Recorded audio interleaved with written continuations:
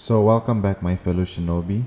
Today we are going to be taking the calculator example that I did in my previous video a step further. Now what we are going to be doing today is we are going to create the calculator such that you're going to have the option of not only adding but also you can subtract, divide, or even multiply. So this is a proof of concept of the example that we are going to be doing today. So I am going to enter 7 in the first text box over here.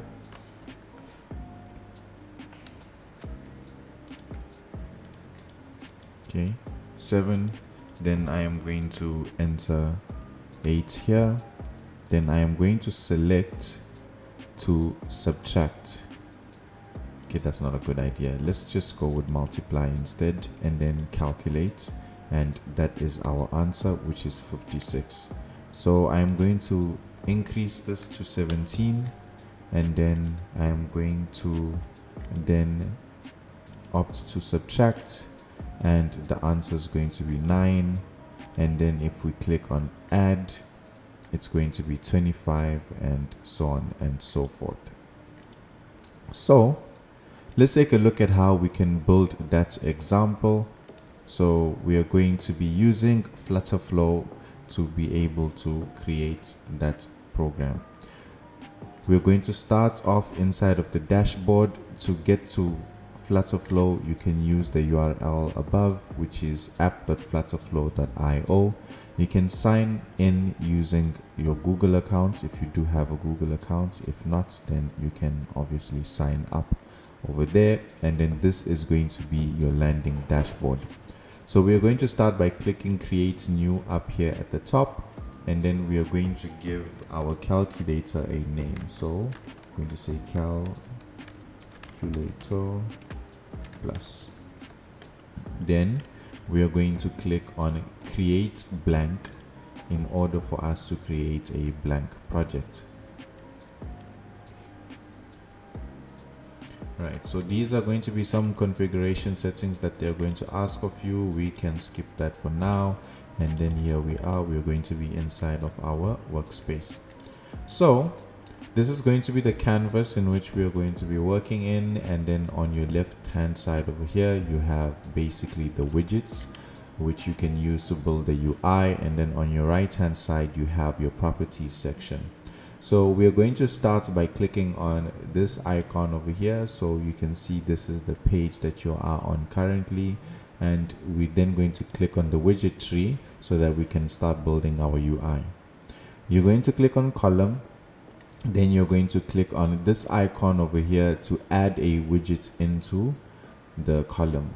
So the first widgets we are going to be adding in is going to be the text field widget, because this is going to take in the value. So I'm going to quickly duplicate this so that we have 2, and then whilst this one is selected, I'm going to click up over here so that I can change this to text field 1, right? And then I'm going to click on either here or here to select the second text field, and then I'm going to click on edit, and then I'm going to change that to text field 2. Now once you have done that, you're going to select the column again. You're going to click on the widget icon, and then now we're going to add in a drop down menu.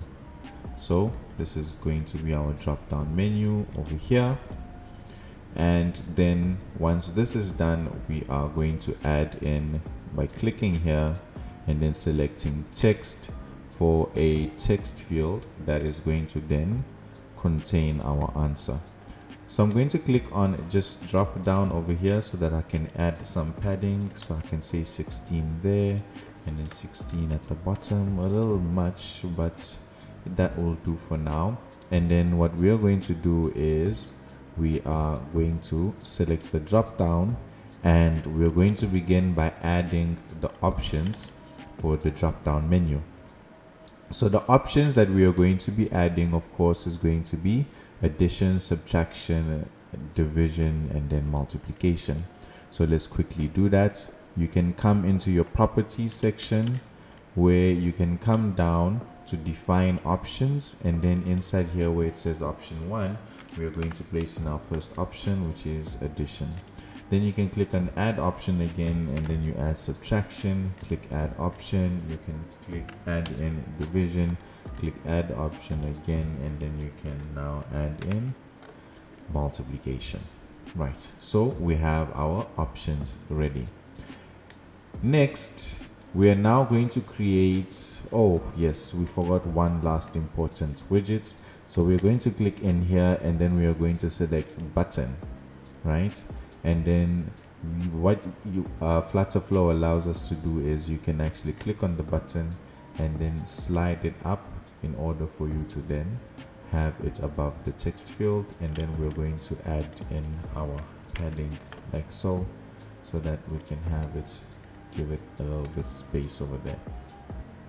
Right, so we have our two text fields, we have our drop down menu which will allow us to select which operator we would like to use, and then we have our button.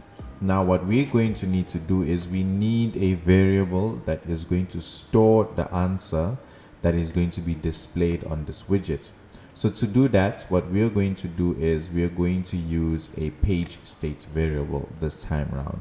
So in the last example, we used an app state variable, but this time we're just going to use a page state variable, which we're going to call answer, which is going to be an integer, and we can just give it a default value of 0 and click on confirm.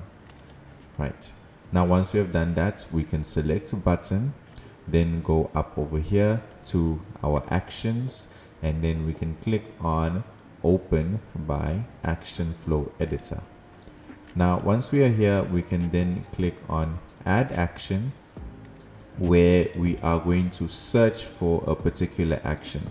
So when you are going to click on the button, this action is going to then be activated or executed. And the action that we want is update page state.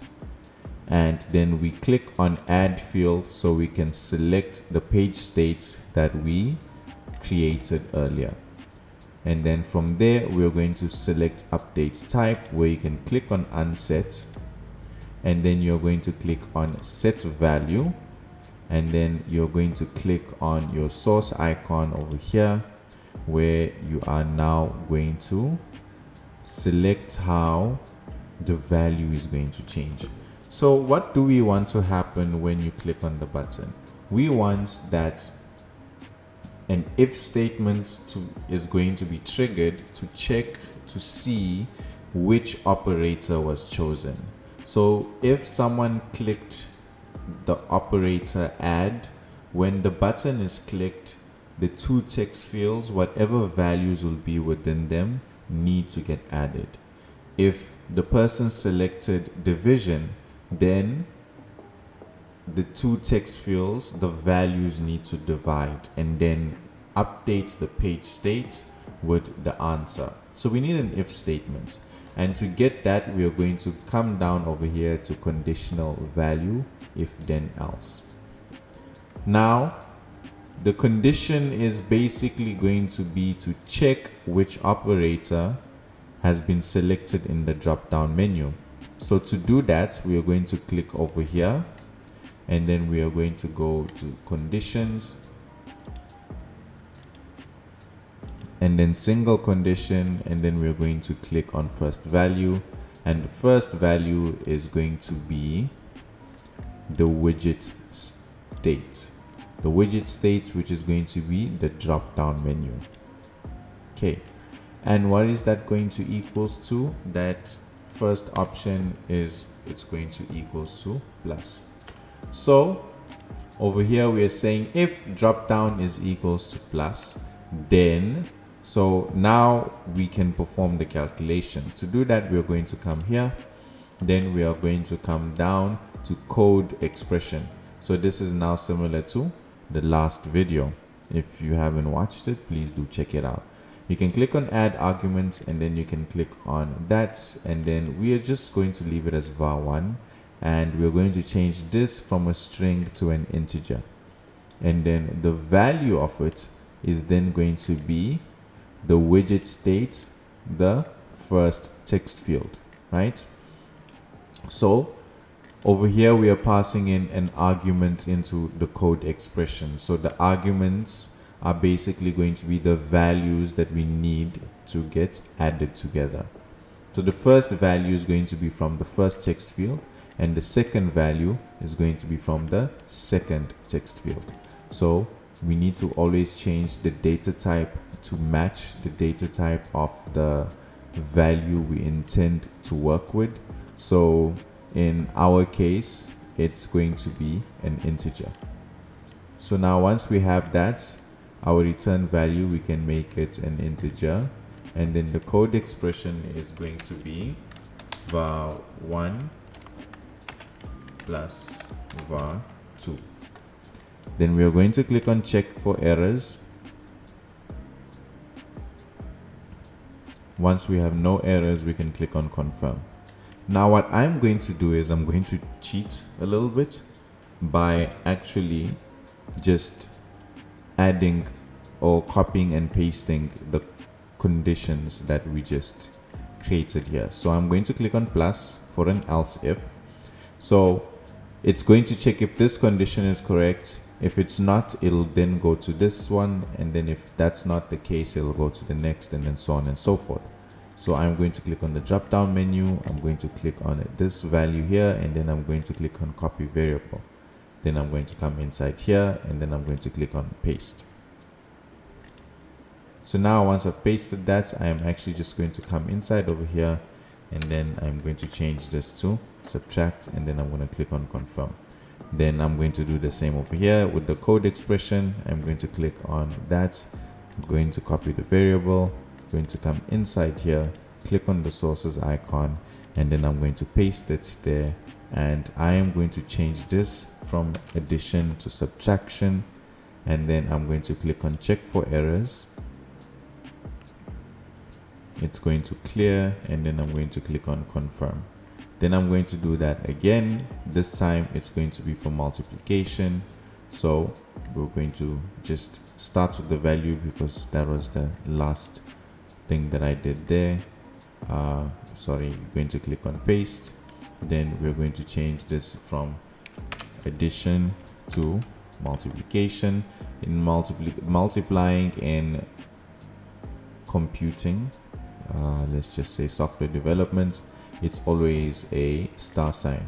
So you're going to click on check for errors.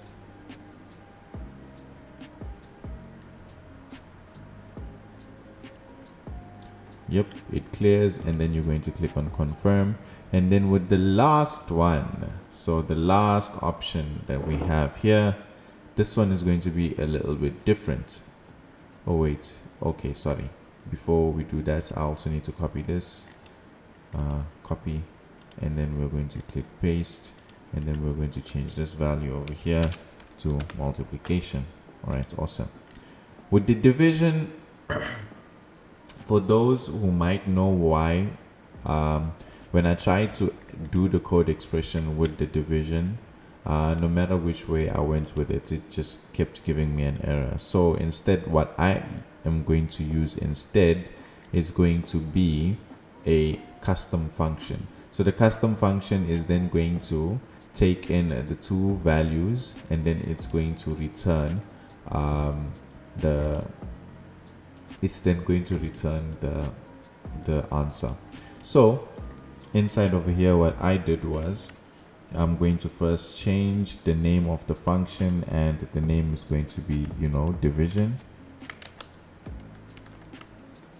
Then once we have that, we can then go into the code pilot, where we can then ask it to create the function for us. But before that, we are going to first need to create our two arguments basically that are going to be passed into the function. So we're going to have num1, we're going to change this to integer, and then after that we're going to add in a second argument, which is going to be num2.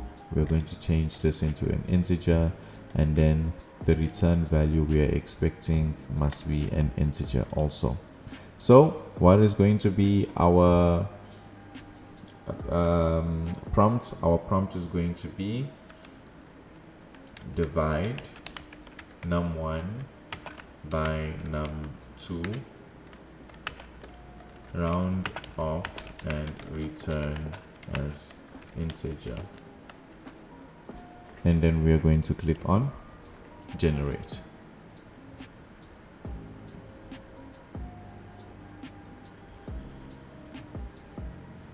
Right, so there it is. I usually trust it, so I'm just going to click on copy function and then copy code into your current custom function. I'm going to click on yes, and then this is going to then be the actual function itself.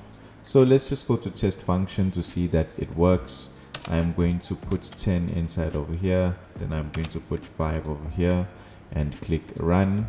So our expected answer over here should be 2.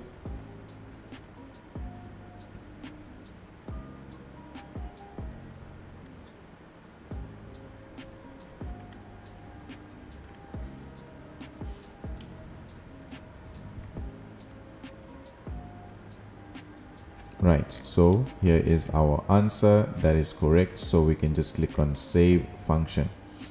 So they're now asking us for the 2 integer values. The integer values are of course going to be the widget states from our first text field and then the widget state from our second text field, like so. And then we're going to click on confirm to save that. Boom. So we're saying if drop down is equals to plus, then the code expression must run, which is going to add the 2 numbers. If it's going to be equals to subtract, then it should run the code expression to subtract the 2 numbers. If it's going to equals to multiplication, it runs the code expression to multiply, or else it's going to divide the first and the second text field. So we click on confirm for that. And then once we have done that, we can now click on close, and then we can go to the text field, and what we are going to do is we are going to change this. So we are going to click on the source sign, and then we are going to select combine text, where it allows us to basically combine multiple pieces of multiple variables into one text widget. So we are going to say the answer is, and then colon and space, and then I'm going to add the text, and then this now is going to basically equals to our page state, which is answer. Right, so the default value we are going to put inside both places is going to be 0, and we click on confirm and then click on confirm yet again. Now let's just click on this to check what the error might be, and once this is done, which it should be because there are no errors, then that is going to be your application. So thank you so much for watching the video. This is the complete tutorial. Now after this, all you would have to do is click on run, and then your application is going to work. Please leave a like and also subscribe. I look forward to seeing you guys again soon. Peace out.